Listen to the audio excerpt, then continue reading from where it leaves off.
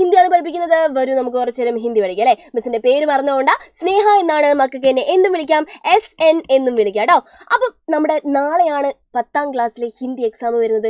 Last exam ആണ്. അത് നമുക്ക് പൊളിച്ച് എഴുതാനുള്ളതാണ്. അപ്പൊ അതിൽ തന്നെ ഏറ്റവും ഇമ്പോർട്ടൻ്റ് ആയിട്ടുള്ള ഒരു ക്വസ്റ്റ്യനുമായിട്ടാണ് മിസ് വന്നിട്ടുള്ളത്. ഇയാൾ പത്ര, ഖത്ത്, ചിട്ടി അങ്ങനെ പല പേരിലും അറിയപ്പെടുന്നുണ്ട്. പക്ഷേ വളരെ ഇമ്പോർട്ടൻ്റ് ആണ്. 2.5 മാർക്ക് 3 മാർക്കോളം നമുക്ക് നേടാൻ പറ്റുന്ന ഒരു ക്വസ്റ്റ്യൻ ആണ് കേട്ടോ അത്. അപ്പൊ എന്താണ് പത്ര, ഖത്ത്, ചിട്ടി, ഇതിൽ ഏത് ചോദിച്ചാലും നമ്മൾ ഒരേ ഒരു കാര്യമാണ് എഴുതേണ്ടത്. അതെന്താണ്? ലെറ്റർ ആണ് അല്ലെ. അപ്പൊ ലെറ്ററിന്റെ ഫോർമാറ്റ് എന്താണ് മിസ്സേ? ലെറ്ററിന്റെ ഫോർമാറ്റ് ഇതാണ് മക്കളെ. ഇത് മാത്രം അങ്ങ് പഠിച്ചു പോയാൽ മതി. ഇതിൽ ഈ ഫോർമാറ്റിന് മാത്രം മക്കൾക്ക് എത്ര മാർക്ക് കിട്ടും? ഒരു 2-2.5 മാർക്ക് കിട്ടും. അത് കഴിഞ്ഞിട്ട് ഈ ഒരു കോണ്ടന്റിന്റെ ഭാഗത്ത് നിങ്ങൾ എന്താണ് ആ മന്തിയിൽ ഒരു അറിയുന്ന ആ ബോക്സ് ഒക്കെ നോക്കിയിട്ട് ഒരുമാതിരി ഒരു എഴുതി വെച്ചാലും എത്ര മാർക്ക് കിട്ടും? 3 മാർക്ക് കിട്ടും. അപ്പൊ ലെറ്റർ എന്ന് പറഞ്ഞിട്ടുള്ള ഒരു ക്വസ്റ്റ്യൻ കണ്ടിട്ടുണ്ടെങ്കിൽ നിങ്ങൾ ഓർ ക്വസ്റ്റ്യൻ ഉണ്ടെങ്കിൽ പോലും ലെറ്റർ തന്നെ എഴുതാൻ വേണ്ടി നോക്കുക കേട്ടോ. ഈ ഫോർമാറ്റ് പഠിച്ചു വെച്ചാൽ അടിപൊളിയായിട്ട് മാർക്ക് മേടിക്കും കേട്ടോ. അപ്പൊ നോക്കിക്കോളോ, ആദ്യം ലെറ്റർ എഴുതുമ്പോൾ നിങ്ങൾ സൂക്ഷിക്കേണ്ട ഒരു കാര്യം എന്താണ്? നന്നായി വൃത്തിക്ക് ഒരു ബോക്സ് വരച്ചിട്ട് വേണം എഴുതാൻ വേണ്ടിയിട്ട്. ഒരു ഫ്രഷ് പേജ് എടുക്കാൻ വേണ്ടി നോക്കുക, ബോക്സ് വരച്ചിട്ട് എഴുതിക്കോളാം കേട്ടോ. ഈ ഒരു ഭാഗത്തായിട്ട് നോക്കിക്കേ, ഈ ഒരു ഭാഗത്തായിട്ട് സ്ഥാനം എഴുതണം. സ്ഥാനം എന്ന് വെച്ചാൽ എന്താണ്? പ്ലേസ് ആണ്. പിന്നെ ഡേറ്റ് എഴുതണം. ഈ സ്ഥലത്തിന്റെ പേരൊന്നും നിങ്ങൾക്ക് അറിയത്തില്ലെങ്കിൽ പ്രശ്നമൊന്നുമില്ല, സ്ഥാനം എന്ന് മാത്രം എഴുതി വെച്ചാൽ മതി കേട്ടോ. എന്താണ്? സ്ഥാനം എഴുതാ, ഡേറ്റ് എഴുതാ. Okay set. അത് കഴിഞ്ഞിട്ട് ആണ് നമ്മൾ തുടങ്ങുന്നത്. നമ്മുടെ ഹിന്ദിയിലുണ്ടല്ലോ വലിയ ഫോർമൽ ലെറ്റർ, ഇൻഫോർമൽ ലെറ്റർ എന്നൊന്നും പറഞ്ഞിട്ടില്ല. ആകെ നമുക്കൊരു ഫ്രണ്ടിന് കത്ത് എഴുതാനുണ്ടാവും. അതുകൊണ്ട് എല്ലാത്തിനും ഈ ഫോർമാറ്റ് അങ്ങ് പഠിച്ചു വെച്ചാൽ മതി. നോക്കിക്കേ, പ്രിയമിത്ര. പ്രിയമിത്ര എന്ന് വെച്ചാൽ എന്താണ്? പ്രിയപ്പെട്ട സുഹൃത്തേ എന്നാണ് അല്ലെ. തും കേസേ ഹോ, നീ എങ്ങനെയുണ്ട്, നിനക്ക് സുഖമാണോ എന്ന് ചോദിക്കാണ്. മേ യഹാ ടീക് ഹൂ, ഞാൻ എന്താണ്, ഞാൻ ഇവിടെ ഓക്കെ ആണ്. വളരെ ഇമ്പോർട്ടൻ്റ് ആണ്. നമ്മുടെ ഫസ്റ്റത്തെ പാരഗ്രാഫ് ഇങ്ങനെയാണ് തുടങ്ങേണ്ടത് കേട്ടോ. നമ്മൾ 3 പാരഗ്രാഫ് തിരിച്ചിട്ടാണ് എന്ത് എഴുതുന്നത്? ലെറ്റർ എഴുതുന്നത് എന്നുള്ള കാര്യം ആലോചിക്കുക. ഫസ്റ്റത്തെ ആ ഒരു ഭാഗത്ത് നമ്മൾ എന്ത് ചെയ്യും? ആ സുഖവിവരങ്ങൾ അങ്ങോട്ടും ഇങ്ങോട്ടും അന്വേഷിക്കുകയാണ് അല്ലെ.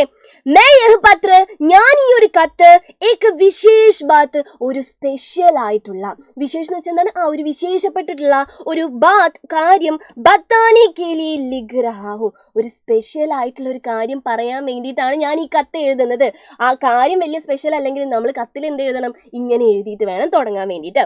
അത് കഴിഞ്ഞിട്ട് നമ്മുടെ സെക്കൻഡ് പാരഗ്രാഫിലാണ് അന്ന് എന്തൊക്കെ സംഭവിച്ചു, എന്താണ് സംഭവിച്ചത്, എന്തിനു വേണ്ടിയിട്ടാണ് ഈ കത്ത് എഴുതുന്നത് എന്നുള്ള കാര്യം എഴുതുന്നത് കേട്ടോ. അപ്പൊ നമ്മൾ എന്താണ്? കുച്ച് ദിൻ പെഹലെ, കുറച്ച് ദിവസം മുമ്പുണ്ടല്ലോ ഇങ്ങനെ ഉണ്ടായി എന്ന് പറഞ്ഞിട്ടാണ് നമ്മൾ കത്ത് എഴുതുന്നത്. കുച്ച് ദിൻ പെഹലെ എന്ന് വെച്ചാൽ കുറച്ച് ദിവസം മുമ്പേ, blah blah blah blah blah, എന്തൊക്കെയാണോ ഉണ്ടായത് ആ കാര്യങ്ങളൊക്കെ നിങ്ങൾ എന്ത് എഴുതണം? ഈ ഒരു ഭാഗത്ത് എഴുതി വെക്കണം. അതായത് നമ്മുടെ സെക്കൻഡ് പാരഗ്രാഫിൽ എഴുതി വെക്കണം. കഴിഞ്ഞോ ലെറ്റർ? ഇല്ല, ഇനിയാണ് മെയിൻ സാധനങ്ങൾ വരുന്നത്. നോക്കിക്കേ, അത് കഴിഞ്ഞിട്ട് നമ്മുടെ സെക്കൻഡ് പാരഗ്രാഫ് നമ്മൾ അവസാനിച്ച് കഴിഞ്ഞിട്ട് എന്ത് ചെയ്യണം? 3rd പാരഗ്രാഫ് എഴുതണം. ഈ 3rd പാരഗ്രാഫിൽ എന്താണ്? ആ അമ്മായിനോടും മാമനോടും എല്ലാവരോടും എൻ്റെ അന്വേഷണം പറയണേ എന്ന് നമ്മൾ കത്തിൽ എഴുതാറില്ലേ? ആ സംഭവമാണ്. നോക്കിക്കേ, സബ്കോ, എല്ലാവരോടും മേരാ പ്യാർ കഹ് ദേന, എൻ്റെ ഇഷ്ടം അറിയിക്കണം. എല്ലാവരോടും എന്താണ്? എൻ്റെ ഇഷ്ടം അറിയിക്കണം എന്ന് പറയാം. അത് കഴിഞ്ഞിട്ട് ജവാബി പത്ര കി പ്രതീക്ഷ കർ രഹാ ഹൂം, എന്താണ് ജവാബി പത്രം എന്ന് വെച്ചാൽ? മറുപടി കത്തിനാണ് നമ്മൾ എന്ത് പറയുന്നത്? ജവാബി പത്ര എന്ന് പറയുന്നത്. അപ്പൊ അത് ആലോചിച്ച് വെക്കണേ. ജവാബി പത്രിനെ പ്രതീക്ഷ കർ, ഞാൻ പ്രതീക്ഷിച്ചിരിക്കുകയാണ് എന്ന് പറഞ്ഞിട്ട് നമ്മുടെ 3rd പാരഗ്രാഫ് അവിടെ അവസാനിപ്പിച്ചോളാം. 3 പാരഗ്രാഫ് തിരിച്ചെഴുതുന്നു. അത് കഴിഞ്ഞിട്ട് ഈ സൈഡിലായിട്ട് തുമാരാ മിത്ര, നിന്റെ സ്വന്തം സുഹൃത്ത്, പേര് എഴുതിക്കോളാം. ആരാണോ ലെറ്റർ എഴുതുന്നത് അവരുടെ പേര് എഴുതാം. അത് കഴിഞ്ഞിട്ട് ഇമ്പോർട്ടൻ്റ് ആയിട്ടുള്ള ഒരാളുണ്ട്, എല്ലാവരും മറന്നു പോകുന്ന ആളാണ്. എന്താണ്? ടു അഡ്രസ്സ് എഴുതുക എന്ന് പറയുന്നത്. കത്ത് വെറുതെ എഴുതിയാൽ മതിയോ? ഒരാൾക്ക് അയച്ചു കൊടുക്കണ്ടേ? അതിന് 2 അഡ്രസ്സ് വേണം. ആ 2 അഡ്രസ്സ് നമ്മൾ കത്തിന്റെ പുറകിലാണ്, എന്താണ്, പുറത്താണ് എന്ത് ചെയ്യുക? ഒട്ടിക്കുക അല്ലെ. അപ്പൊ അതുകൊണ്ട് ഇതൊരു ബോക്സിൽ വരച്ചിട്ട് വേണം നിങ്ങൾ എഴുതാൻ വേണ്ടിയിട്ട്. നോക്കിക്കേ, സേവാമേ 2 എന്നുള്ളതാട്ടോ അർത്ഥം. നാം പത്ത, പേരും അഡ്രസ്സും എഴുതിക്കോളാം. ഇനി നിങ്ങൾക്ക് അയക്കുന്ന ആളുടെ പേരും അഡ്രസ്സും അറിയില്ലെങ്കിൽ നിങ്ങൾ എന്ത് ചെയ്തിക്കോളാം? നാമ് പത്ത എന്ന് മാത്രം അങ്ങ് എഴുതി വെച്ചാൽ മതി കേട്ടോ. അപ്പൊ ഇതാണ് നമ്മുടെ ലെറ്ററിന്റെ എന്ത് ഒരു ഫോർമാറ്റ് എന്ന് പറയുന്നത്. ഇതിന് മാത്രം എത്ര മാർക്കാണ്? 2.5 മാർക്കാണ്. ഓക്കെ മിസ്സേ, ഇനി ഏറ്റവും ഇമ്പോർട്ടൻ്റ് ആയിട്ടുള്ള കത്തുകൾ ഏതൊക്കെയാണ്? നമുക്ക് 4 ചാപ്റ്ററാണ് പഠിക്കാനുള്ളത്.